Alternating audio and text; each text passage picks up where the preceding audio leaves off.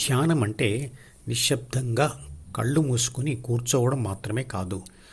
నాలుక మరియు పెదవులు కదలకుండా, శబ్దం బయటకు రాకుండా ఉన్నా కూడా చిత్రపటంలో చూపించిన ఏబీసీ అంటే ప్రాపంచిక ఆత్మ, ద్వితీయ మనసులోని డి అనే జ్ఞాపకాల పుస్తకమును అలవాటుగా నిరంతరంగా చదువుతూనే ఉంటుంది.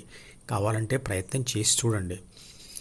అలాగే కళ్ళు తెరిచి ప్రార్థనలు లేదా పూజలు చేయడం, మంత్రాలు చదువుతూ దీపం వెలిగించడం, ధూపం వెలిగించడం, పూజా ద్రవ్యాలు ఉపయోగించడం కూడా సంపూర్ణ ధ్యానం కాదు.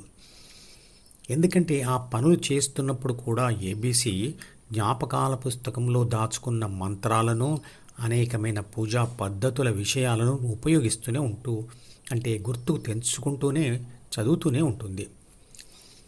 అంటే ఏబీసీ ద్వితీయ మనసులోని డి అనే జ్ఞాపకాల పుస్తకమును చదవడం అనే అలవాటును కొనసాగిస్తున్నట్లే కదా. అలాంటి పూజలు తాత్కాలిక శాంతిని, తృప్తిని ఇస్తాయి. ఎందుకంటే ఆ పనులు చేస్తున్నంత వరకు ఏబీసీ ధ్యాస డిలోని బాధించే ప్రాపంచిక సమాచారం మరియు కోరికల మీదకి వెళ్ళదు. ధ్యానం కూడా ఒక ఫోకస్ డైవర్షన్ పద్ధతి, అంటే ధ్యాస యొక్క దారి మళ్లింపు పద్ధతి. ఇది ఒక మతాచారం కాదు, ఇది ఒక సైంటిఫిక్ ప్రాసెస్, అంటే శాస్త్రీయ ప్రక్రియ. దీనివలన మనలో కాన్సన్ట్రేషన్ అంటే ఏకాగ్రత, జ్ఞాపక శక్తి, సమయస్ఫూర్తి పెరుగుతుంది. ప్రాపంచిక గెలుపులకు, సుఖ సంతోషాలకు అవసరమయ్యే ఈ ప్రాపంచిక సమర్థత ధ్యానం మొదలుపెట్టిన నాటి నుండి కొన్ని దశాబ్దాల వరకు పెరుగుతూ, తర్వాత వృద్ధాప్యం వచ్చే వరకు ప్రాపంచిక సమర్థత తగ్గుతూ ఆధ్యాత్మిక సమర్థత పెరుగుతుంది, తీవ్ర స్థాయికి చేరుకుంటుంది. ధ్యానం చేస్తున్న వ్యక్తికి క్షత్రియ దశ వచ్చే వరకు సమర్థత, ప్రాపంచిక గెలుపులు కలుగుతూనే ఉంటాయి. ఇక క్షత్రియ దశ దాటిన తర్వాత బ్రాహ్మణ దశ ద్వారా చివరి స్థితికి చేరుకునే వరకు సమర్థత తగ్గుతూ వస్తుంది. చివరికి అది 0 అయిపోతుంది. ధ్యానంలో మొదట బాహ్య ప్రపంచంతో బంధమును కొంచెం కొంచెంగా వదిలించుకోవడం అవసరమవుతుంది. అందుకోసం ప్రపంచ సమాచారాన్ని లోనికి తెచ్చే 5 జ్ఞానేంద్రియాలు పనిచేయకుండా ఉంచడానికి ఏబీసీ డి నుండి తన ధ్యాసను మళ్లించి డిలోనే ఏర్పరచుకున్న జి అంటే ధ్యాన కోరిక ద్వారా హెచ్లో అంటే హృదయంలో తన ధ్యాసను కేంద్రీకరిస్తుంది. పైన ఉన్న చిత్రపటంను చూస్తూ ఈ విషయాన్ని అర్థం చేసుకోండి. ఈ విధంగా చేయడం వల్ల ప్రాపంచిక సమర్థతను తగ్గించే మరియు బాధలను పెంచే అనవసర ప్రాపంచిక సమాచారం లోనికి రాదు. అందువల్ల ప్రాపంచిక సమర్థత పెరుగుతుంది.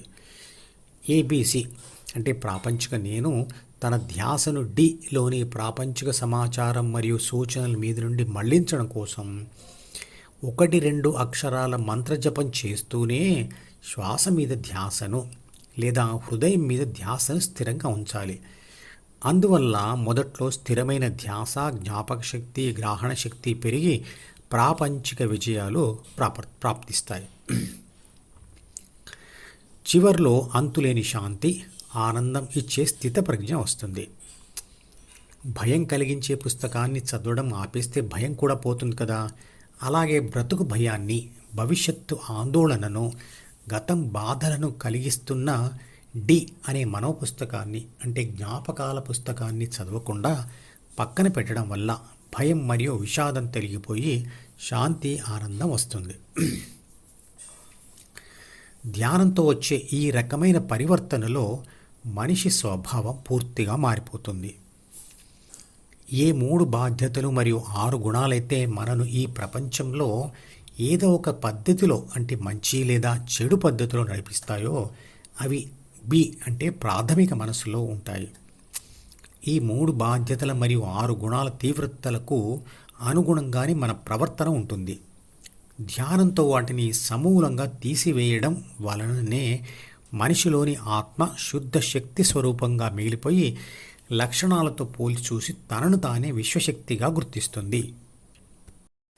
ఈ మధుపదం యూట్యూబ్ ఛానల్ వీడియోని సబ్స్క్రైబ్ చేసి గంట గుర్తును నొక్కి ఆల్ని సెలెక్ట్ చేసి ప్రతిరోజు యూట్యూబ్ ఓపెన్ చేసి అడుగున ఉన్న సబ్స్క్రిప్షన్ బటన్ నొక్కితే అన్ని లేటెస్ట్ వీడియోలు చూడవచ్చు.